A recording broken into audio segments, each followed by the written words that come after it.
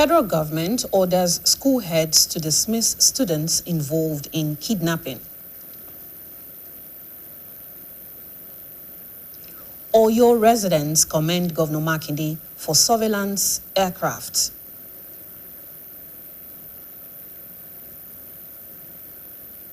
"112 Palestinians killed in 2023 airstrike laid to rest." Good evening. Thank you for joining us on the news around the world. I am Ifeoluwa Olaoye. Minister of Education Suji Alausa has ordered vice-chancellors, rectors and provosts of tertiary institutions across the country to immediately expel any students found culpable after due investigation of involvement in kidnapping or related criminal activities, declaring that Nigerian campuses must never become breeding grounds for crime. The minister issued the directive today during a meeting with the Pro-Chancellor, Governing Council and management of the Federal University of Lafia, Fulafia, in his office in Abuja.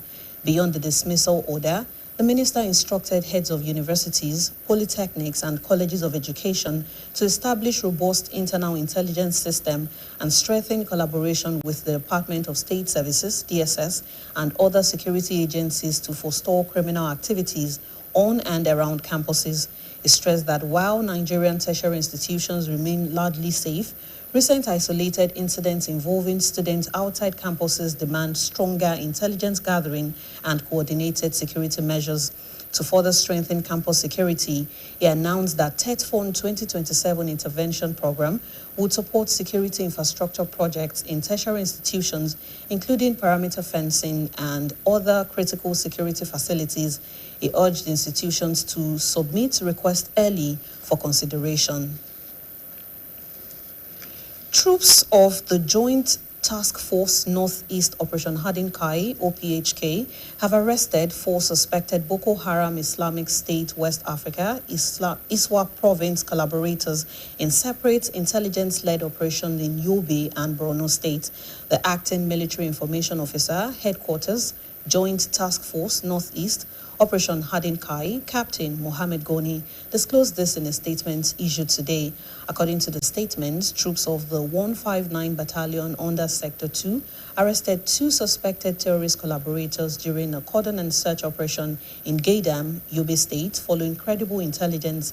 The military said troops recovered a large quantity of suspected Indian hemp, multiple mobile phones, power banks, scissors, knives, torchlights, lighters, cigarette rolls, Paragablin capsules, Piscoff syrups, identity cards, ATM cards, and 14,530 naira from the suspect. In another operation on the same day, troops of Sector 3 Garrison, in conjunction with the 242 Reconnaissance Battalion, arrested 2 suspected ISWAP logistics suppliers in Mungunu, Borno State, following sustained surveillance of terrorist supply routes. 5 suspected Islamic State West Africa province terrorists, including an alleged medical officer and 4 improvised explosive devices (IEDs) specialists, have reportedly been killed in a premature explosion while assembling explosives in Mate local government area of Borno State.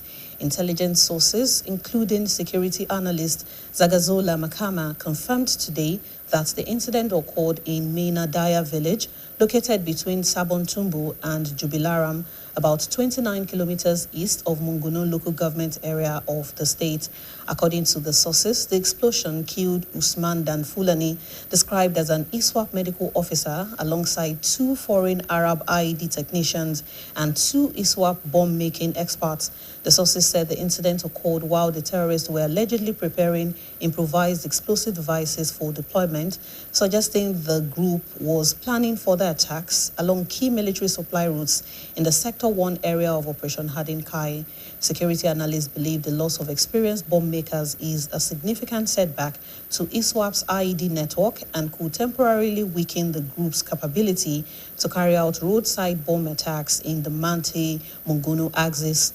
Military sources disclosed that troops of Operation Hardin Kai have been directed to exploit the development by intensifying patrols, cordon and search operations, and precision offensive actions around Mungunu, Mate, and Gamborungala to prevent the terrorist group from regrouping or rebuilding its IED capability.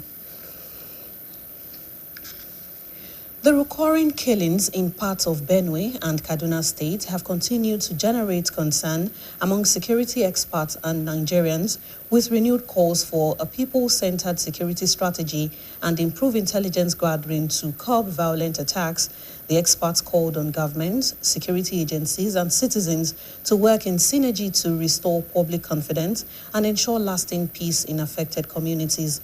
The call came while the duo were participating on the BCOS interview program, Matters Arising. Our reporter, Temitope Oguleye, who monitored the program, has the details. A forensic and security expert, Dr. Adewale Hayedun, explained that violent conflicts often arise when people perceive threats to their lives, livelihoods, or communities. He stressed that while citizens have a responsibility to support peace, protecting lives and property remains the primary responsibility of governments. He noted that communities across Nigeria once coexisted peacefully despite ethnic differences, but said the growing mistrust among groups requires sincere dialogue and deliberate efforts to rebuild confidence and strengthen national unity. Dr. Hayedun said the recurring violence should not be viewed solely through ethnic or religious lenses, noting that economic hardship, competition over resources, and social exclusion are major factors driving insecurity in many parts of the country. Speaking on intelligence gathering, Dr. Hayedun said Nigeria has capable security personnel, but questioned whether intelligence reports are always acted upon promptly. He called on authorities to strengthen intelligence coordination and ensure swift responses to security threats. The government has the freedom to use people to supply them information. I will not mention a government that has passed through this Nigeria. When it sends you an assignment, go to that office. Another 3 sets of people are behind you, watching what you are doing. Also contributing to the discussion, another security scholar, Dr. Adeola Adams, stressed the need for governments at all levels to rebuild public trust, describing citizens as critical partners in promoting peace and security. He encouraged Nigerians to participate actively in the democratic process and hold leaders accountable through the lawful and peaceful means. The security scholar added that governments should ensure their policies reflect the needs and aspirations of the people, arguing that greater transparency, accountability, and community engagement will strengthen national security. The leaders are not even ready to bridge that gap. You see that playing out on a daily basis. And I think that is where the conversation has to start from. And now we also have to encourage our people to also ensure that we take advantage of the democratic climate. The discussants agreed that addressing the recurring massacre requires effective intelligence gathering, responsive leadership, stronger community collaboration, and policies that tackle the root causes of insecurity, including economic hardship and social exclusion. Temitope Ogunleye, BCOS News. We shall now take a short commercial break. Please stay tuned. When pain dey hammer me for back, na 2 tablets of Panadol Extra I go take. Panadol Extra get the kind of rishi for extra pain relief wey dem don put for inside am, and e be one wey dem don confirm for clinic say im be ogbonge medicine for pain wey dey tough. For fast relief from pain wey tough pass, like headache, toothache, and muscle pain, I don carry waka from pain be that, come tanda to help people dem wey need me. Kia relief from pain wey tough. Excuse me, ma. This is your 100% year. Babes, are you sure you want to spend this much on hair? Since your landlord just increased rent, I saved for this one separately on money point. Ma, you say you save on money points? Yes. This madam money points here, the array of your there is target savings money points I used to have it. The rest of this my sub is this savings money points I used to do it. The salary of this my staff is save as you transact, son. Jennifer, money point save as you transact. Money point fixed savings and money point target savings. What's up? Why did German won't contribute to you? Why should they? Come on, oh, you go give your money to Hadaku to save. You see money point accounts there. You don't go open a savings account. Now Hadaku you shoot. I beg everybody inside this my saloon. Oh, yeah, bring out your phone and download the money point app now. Even you. What are you waiting for? Download the Money Point banking app now and start saving with the bank you can trust. Money Point, made for your progress. every morning is a good time to show love in the way that matters. And showing love begins with breakfast, the first gift of the day to you and your loved ones. Not just any breakfast, but one made with peak milk because it contains vitamins, proteins, and calcium to keep you nourished and ready for the day. Breakfast is love. Show it every morning with the nourishing goodness of Peak evaporated milk. Peak. Reach for your peak. My skin is my identity, my strength. It's unique and deserves care made specially for me. New Nivea Radiant and Beauty Advanced Care with 5 oils and 5 vitamins. 48-hour nourishment. Helps reduce appearance of stretch marks in just 2 weeks. New Nivea Radiant and Beauty Advanced Care for your shade of beautiful. Thank you for staying with us. Residents of Oyo State have continued to commend Governor Seyi Makinde over the acquisition of a new surveillance aircraft aimed at strengthening security intelligence gathering and improving the state's security architecture. They also pledged their continued cooperation with security agencies and the state government by providing useful information to support efforts at safeguarding lives and property across the state. Details are presented by Olalekun Sulaiman. Since Oyo State Governor Engineer Seyi Makinde officially received the newly acquired surveillance aircraft to strengthen intelligence gathering and enhance Oyo State's security architecture, the development has continued to attract positive reactions from residents and security stakeholders across the state. A BCOS news crew, during a visit to Okeogun Zone, spoke with some residents and other security stakeholders who described the acquisition as a significant step towards improving security and tackling criminal activities. The respondent called on residents, community leaders, and other stakeholders to support the Oyo State government by providing timely and credible intelligence to security agencies. Really go a long way, especially in Oyo North, Igbeti Rekoro, where we have federal government reserve forest, where all these bandits and kidnappers use as their hideouts. The surveillance will really go a long way to curb all those banditry, kidnapping activities in Oyo State, in Igbeti, in our federal constituency as well. If those planes started working, we have a rest of mind in our area to protect us and protect our farmer, because our people, our major assignment here is farming. So some of our farmers cannot be able to stay at the farm because they are not settled. We are all afraid of those robbers and those kidnappers. So for having this plane, we appreciate it very well. They expressed confidence that the surveillance aircraft will enhance intelligence-led operations, expose criminal hideouts, and improve the overall security of lives and property across the state. Aircraft are on 2 layers. They are not just for security, they are like force multiplier. They are not taking away the job of the conventional security agencies like police, immigration, army. They are going to add to their, because security has moved beyond patrol, beyond ground level operation to now surveillance. You need information, real-time information.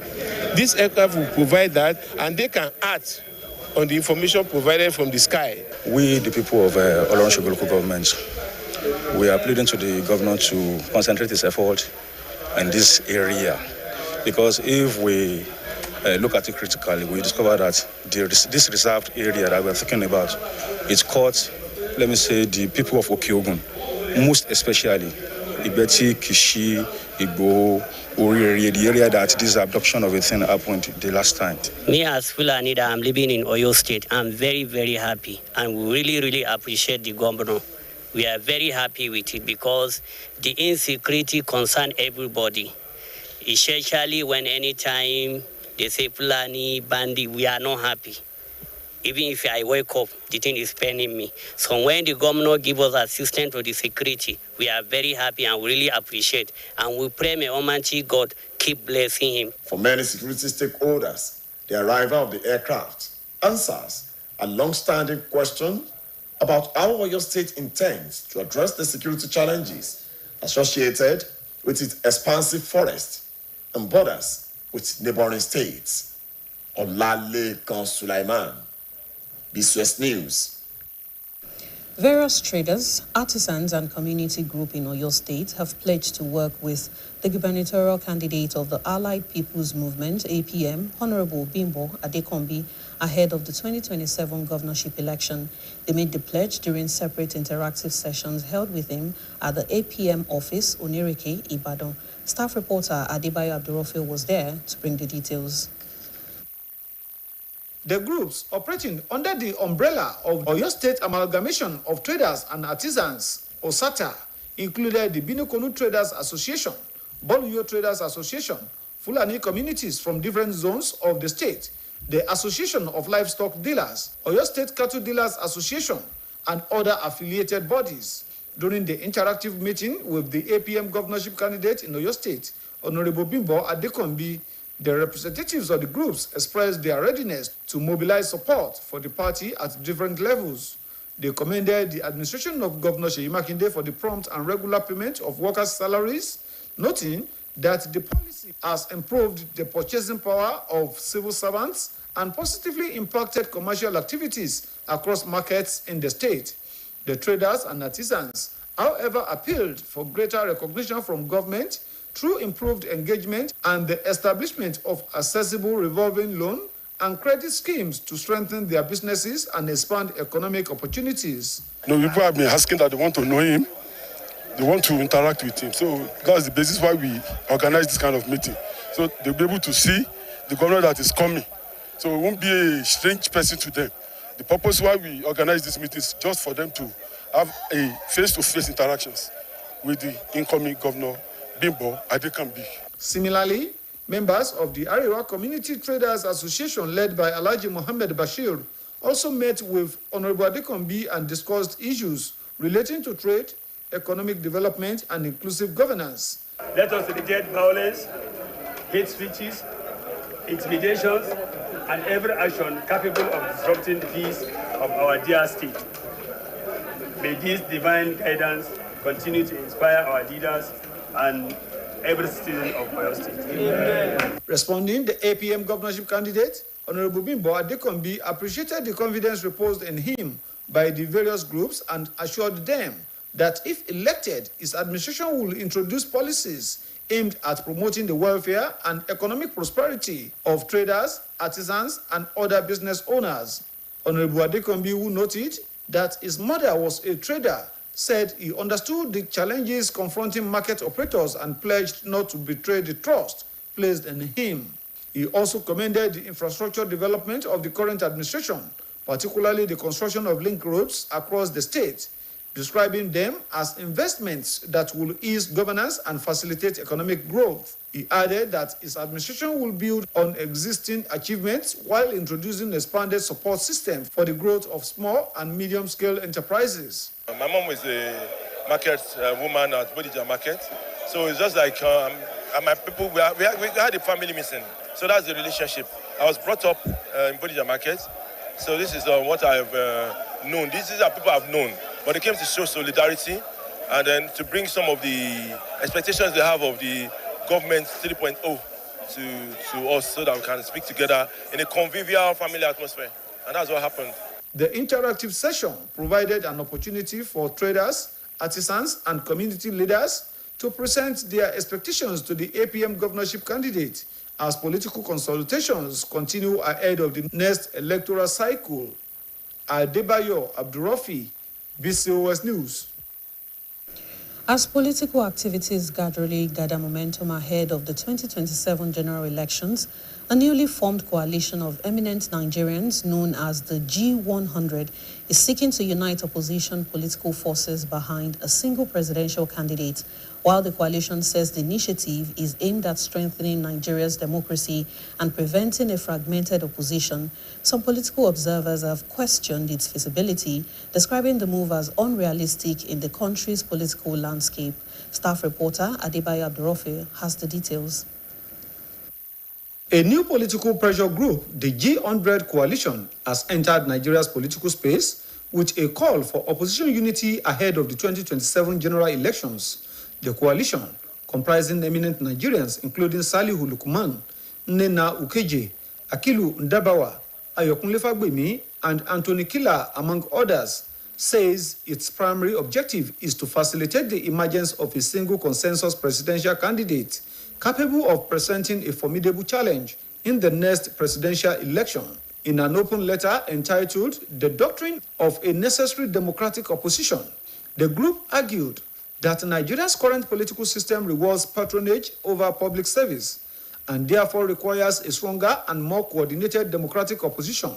As part of its strategy, the coalition has invited leading opposition figures, including former Vice President Atiku Abubakar, former Anambra State Governor Peter Obi, former Kano State Governor Rabiu Musa Kwankwaso, former Rivers State Governor Rotimi Amechi, and Oyo State Governor Engineer Seyi Makinde to a proposed National Council of Opposition Leaders. Own ulterior motive behind each and every one of them before gathering together. Whatever they decide as one during that meeting, they will go back and fall back on their original motives. It is not going to be possible. It cannot be possible. Which elders is that? Who are those elders? What are the criteria for choosing those elders? Also speaking, Elder Ademola Adegbola described the initiative as an uphill task, saying personal and political interests often outweigh collective national goals in Nigeria's political environment. He questioned whether such a large coalition could remain united long enough to achieve its objective and called for greater transparency regarding the membership, sponsors, and intentions of the group. It will not yield any good results. It might be a futile effort because politically, personal interest comes before national interest comes in. If group of 5 cannot sustain their relationship, how will group of 100 be able to sustain themselves and have a common purpose? We don't know yet who these people are. And regardless of that, politicians are not to be easily trusted. In a political party, there are differences. Talk less of multi-political groups coming together to form, to get a credible presidential candidate. It's a futility.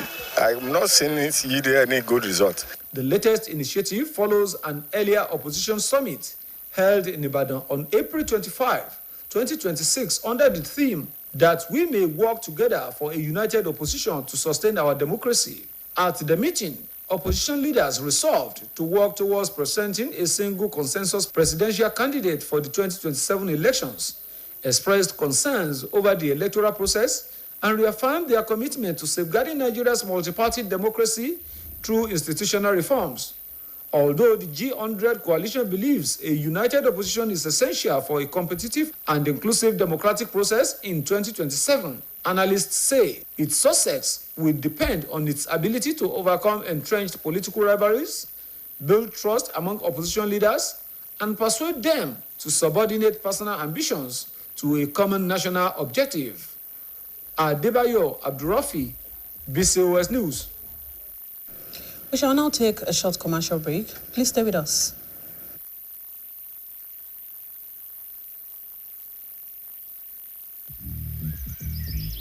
Soft life isn't luck.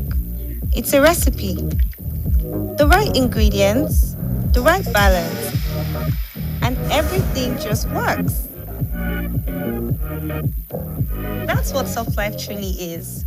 Choosing what's already made right for you. Hair growth, itchy scalp relief, dandruff control, anti-breakage.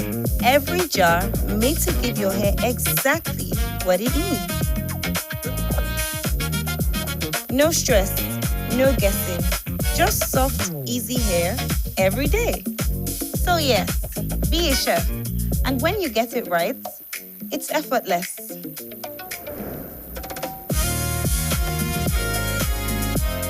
Lush hair, live the soft life.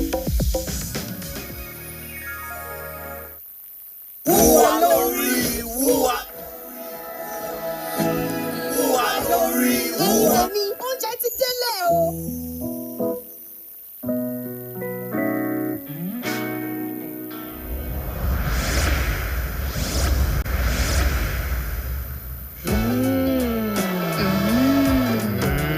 Ó dára fún jollof rice, spaghetti, ọbẹ̀ ata àti àsáró sí àsè tó gbà yìí.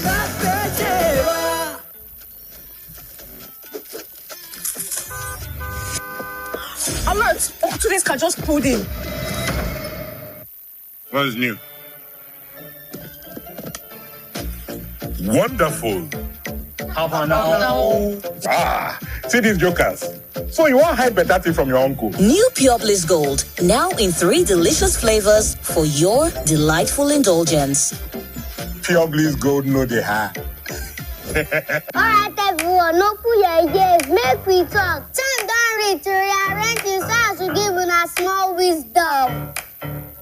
Sounds mighty fresh now, but you know, I beg no be so. The fun I care around in the world. Colgate Maximum Cavity Protection unlocks 24 hours cavity defense. The formula boost with calcium for lifelong smiles. Mom, it's a time to brush.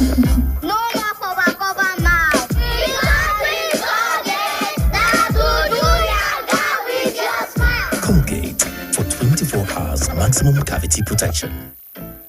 Our bodies get serums, washes, lotions. That's why our new breakthrough formula contains pure hyaluron and vitamin C to deeply care for your underarms for a softer and even skin tone in 2 weeks. With 72 hours sweat and odor protection, try the new Nivea Derma Control Natural Tone because your underarms deserve more. Nivea is for skin.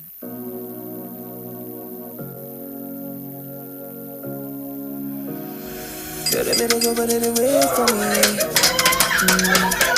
If you feel the body, you will pray for me.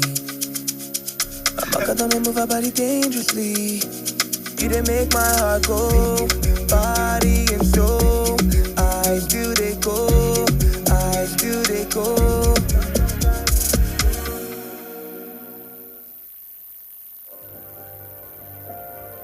My skin is my identity, my strength.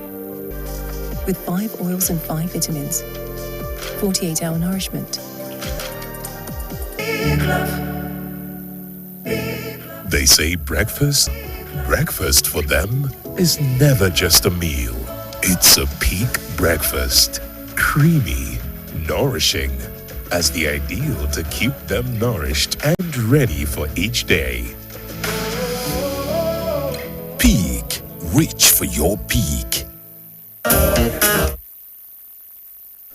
You're welcome back.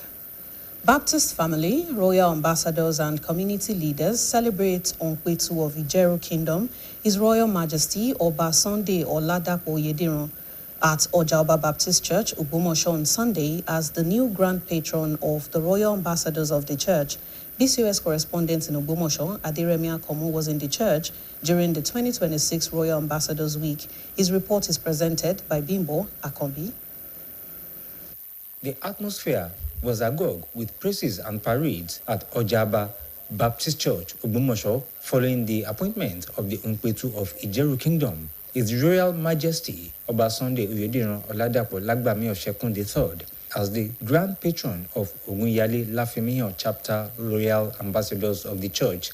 The appointment, which was part of activities marking the Trust the Nation to witness the special event. Delivering is on the theme, Entrance into the Kingdom of God, said who to receive Jesus Christ as their personal Lord and Savior, and adding that the Onkwetu Ijeru Oba Sunday Oyediran decoration and 7 senior royal ambassadors, while Olori Oyediran decorated the Grand Patron.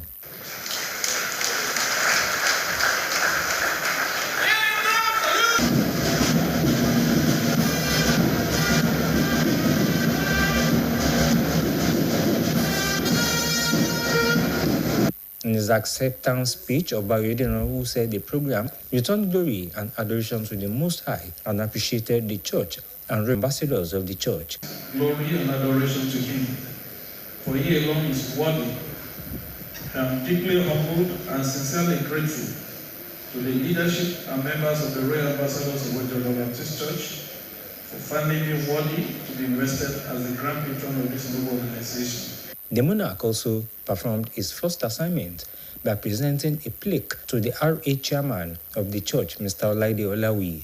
Speaking, the minister in charge of the church, Royal Ambassador, here for them, and he deserved it. That is why we did it.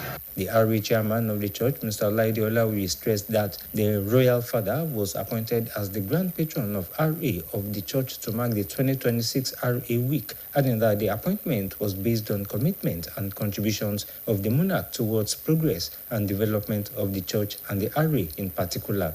We are making presentation of certificates and portraits, special prayers and donation of 250,000 naira by the children and grandchildren of the monarch to royal ambassadors of the church.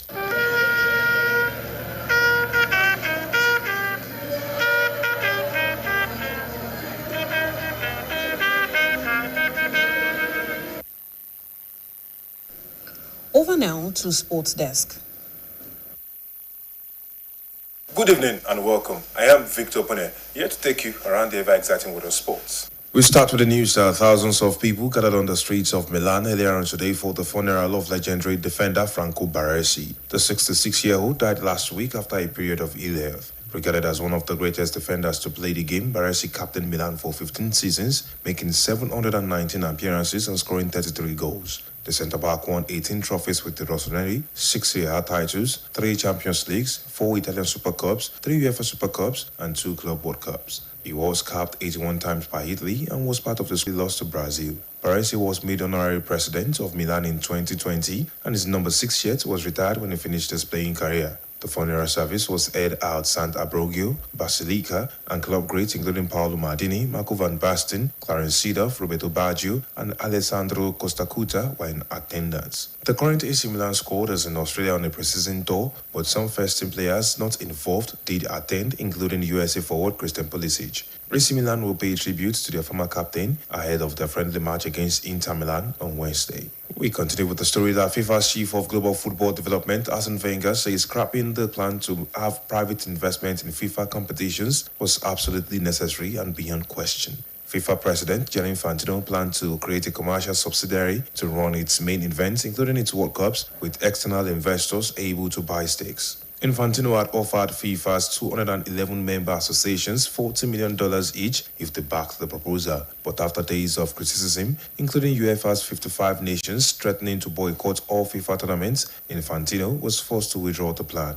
Wenger has been in a role which encompasses data analysis of the game, FIFA's online training, and youth competitions since 2019. The former Arsenal boss previously supported Infantino's proposal to play the Men's World Cup every 2 years. A week after Infantino's investment plan was first released, the Frenchman issued a statement through FIFA in which he demanded transparency and integrity from world football's governing body. We wrap up with the news that UFC owners lost $30 million staging the Freedom 250 event, which was attended by US President Donald Trump at the White House in June. Despite the one-off events losses, which UFC expected, the organization still saw an increase of revenue for the second quarter of 2026, according to a statement released by parent company TKO Group Holdings. An estimated 4,300 people, including President Trump and Vice President J.D. Vance, were present for the invite-only event on the south lawn of the presidential compound, which formed part of celebrations to mark 250 years of American independence. Tickets were not sold to the general public for the event, and initial costs were predicted to be more than $60 million. However, UFC was able to recoup some money through sponsorships, media exposure, and other partnerships. And that's your sport update on news around the world. I am Victor Pune. Thanks for watching. Large crowds have gathered in Gaza City for what is described as the biggest mass funeral since the war began, as 112 Palestinians killed in an Israeli airstrike in late 2023 were laid to rest after their bodies were recovered from the rubble. The victims, mostly women and children from 2 extended families, were buried amid renewed attention to the humanitarian toll of the ongoing conflict. Foreign Desk Editor Folashade Akintola compiled the story and others as presented by Bimbo Akombi.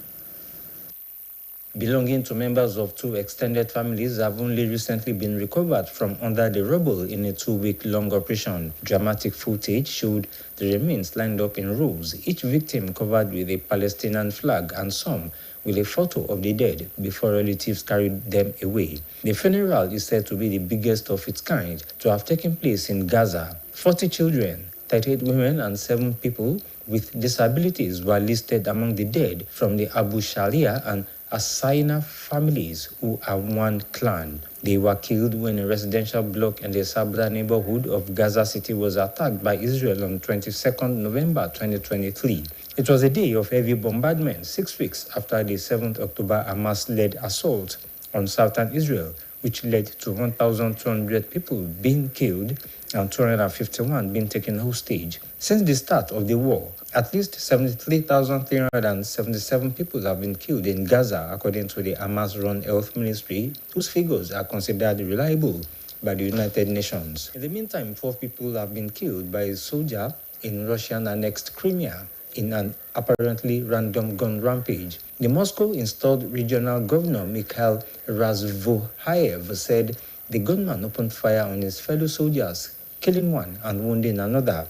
He then went on to kill 3 civilians, 59, and a 64-year-old woman. 3 other people were also injured. The attacker has been detained and the motive behind the shooting was being investigated. Razvohaev said he has not been publicly identified and local officials have not released information about which branch of the Russian army forces he was serving with. It was unclear whether the death toll was expected to rise. Razvohaev said doctors were doing everything possible to save people injured in the attack.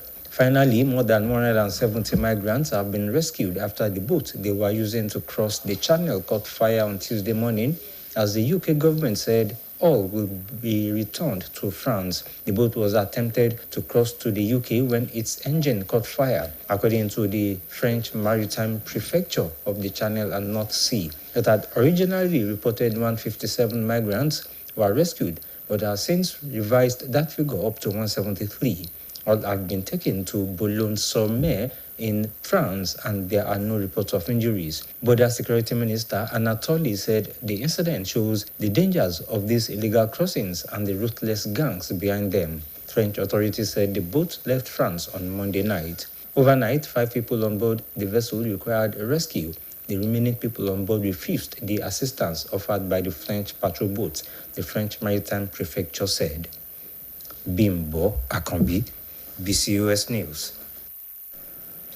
To end the news around the world, here again are the main points. Minister of Education Tunji Alausa has ordered vice-chancellors, rectors and provosts of tertiary institutions across the country to immediately expel any students found culpable after due investigation of involvement in kidnapping or related criminal activities, declaring that Nigerian campuses must never become breeding grounds for crime.